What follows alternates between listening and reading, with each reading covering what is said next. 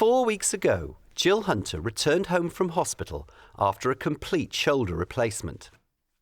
Jill, who's in her 80s, was determined to regain her independent lifestyle.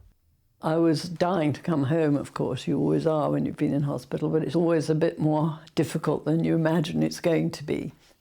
Jill lives alone in a house in rural Bedfordshire and to begin with was unable to look after herself. I felt very insecure when I first came home.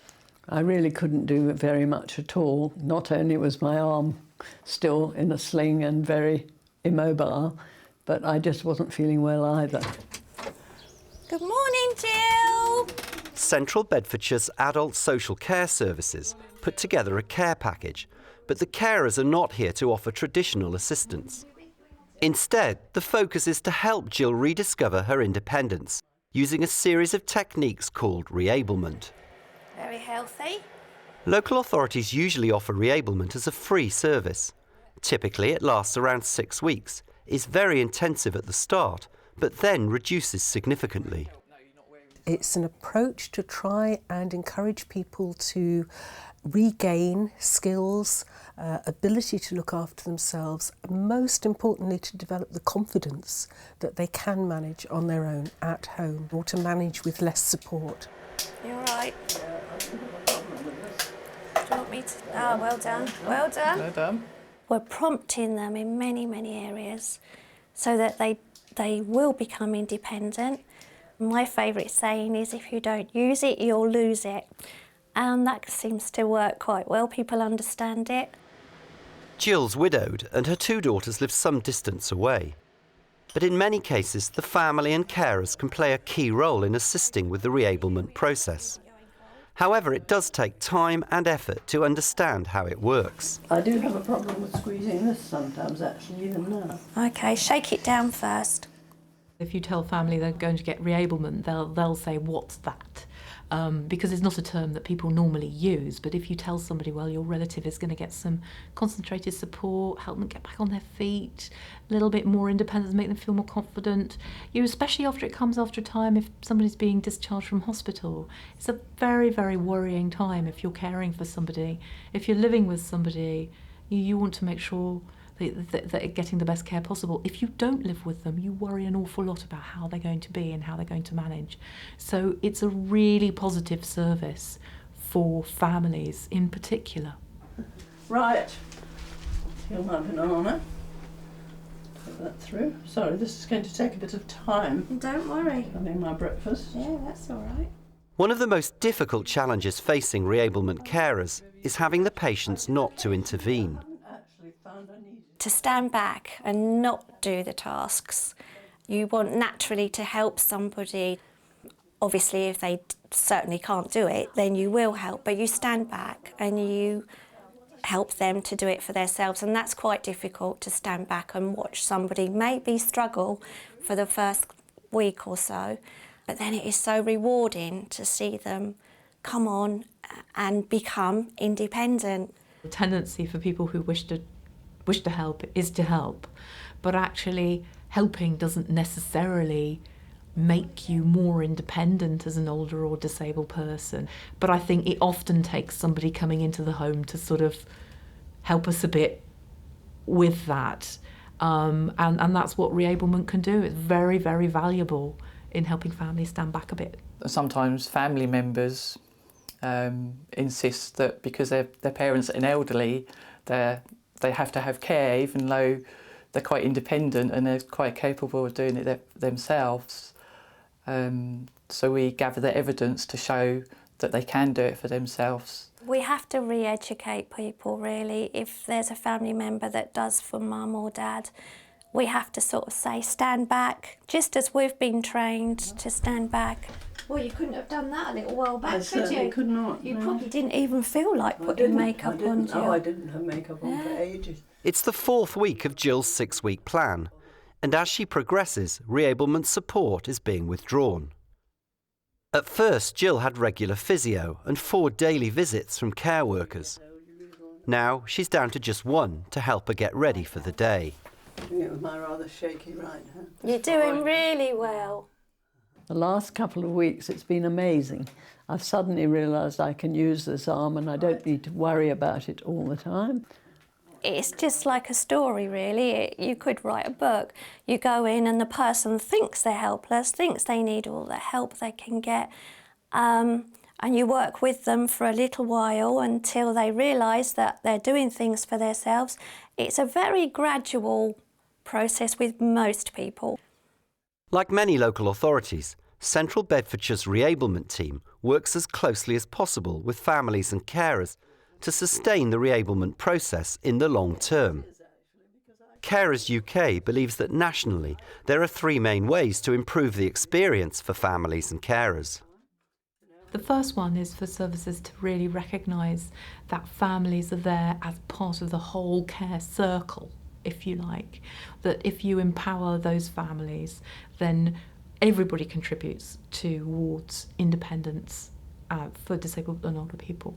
The second thing is information and advice, that when people have the right information, they can make the right decisions, they can help in the right way. And the third thing is being very, very clear about what reablement is and what it isn't. The fact that it is time limited, the fact that you might have to pay for services afterwards. Those sorts of things are really important for families to know so that they can make the most of the system whilst it's there.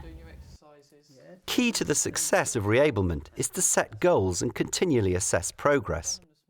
This helps to motivate the person being reabled, and it also shows family carers how they can help. It's a journey for everyone involved. If we can get somebody's engagement, then normally it's a pretty smooth process in actually moving people on. And I think that's where families also, once they see their relatives improving and actually doing things that perhaps they hadn't seen them do for some time, they also get very engaged, and they then also take some responsibility for actually encouraging them to do things. Central Beds also runs a reablement unit, Greenacres, for frailer service users moving between hospital and home. Families are kept closely involved. The most challenging aspect for the families is understanding.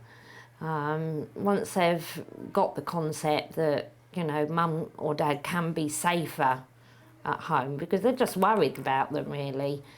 So once they've understood that we can help, then families do come on board. Okay, you're leaving this hand behind. Yes. I'm actually 20 years younger than most of the people here, so I refused to come in the beginning to the physio. Explained to me what they did here, and my family are all very pleased. I think the feedback from families around reablement is that families are seeing their family member being able to do far more from themselves or actually continue their independence, but it also can reduce the family member needing to be a carer. So they're actually getting some of their life back. The family members are getting some of their life back because their loved one is being able to do more for themselves than they were originally doing. Are you wanting to regain independence? Yes. I'm determined. I'm going home no matter what. Around the country, reablement has had many success stories. But for it to work well, it's essential that local authorities and health services also consider the transition of care from professionals to the family. One of the things that families find very difficult and needs to be managed really well is if you think that reablement is a short period of time where you get more concentrated support, if that then ends suddenly without an explanation, or sometimes even with an explanation, carers that I've spoken to say that they feel abandoned and left to manage on their own. And if we're certainly looking at sort of long-term getting more independent, or even long-term people moving towards the end of life or degeneration then of their condition, then that needs to be really sensitively managed. Academic research has also explored how families and carers can best help. We did interview some carers, and many of them appreciated the service, and some of them felt that they had obtained new information that was helpful to them, new ways of managing problems, new ways of caring and supporting a relative, perhaps ways of lifting and carrying somebody, perhaps new ways of managing behaviour that might be a bit difficult. And obviously the more you involve carers in the reablement process, involve them as partners, the higher the chance that the carer will subsequently carry on reinforcing that reablement approach with the service user. The research by the Universities of York and Kent went further and indicated some typical gaps in reablement provision nationally. Service users wanted more help to improve their mobility, and they feared becoming socially isolated.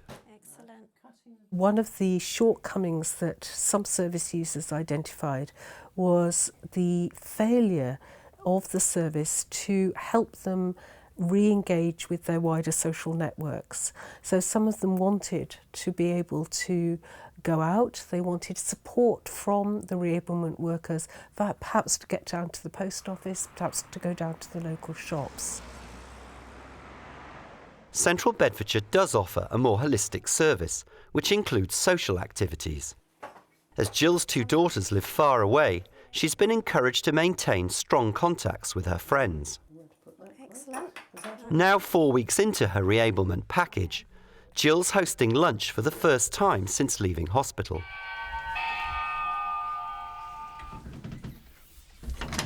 Hello, Frida. How are you? Hello, I'm fine, thanks. Although reablement doesn't suit everyone, the majority of service users do benefit, and there are often surprises.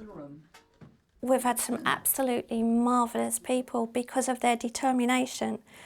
They have come through and they've actually become independent, and it's just really, really lovely to see. I think the thing about seeing successful reablement is it's getting that family member back to where they were before, or back to a healthier state, and that really lifts the spirits. It's really rewarding. You go home and you think, yes, so-and-so can do this for themselves, whereas a couple of weeks ago they couldn't do anything.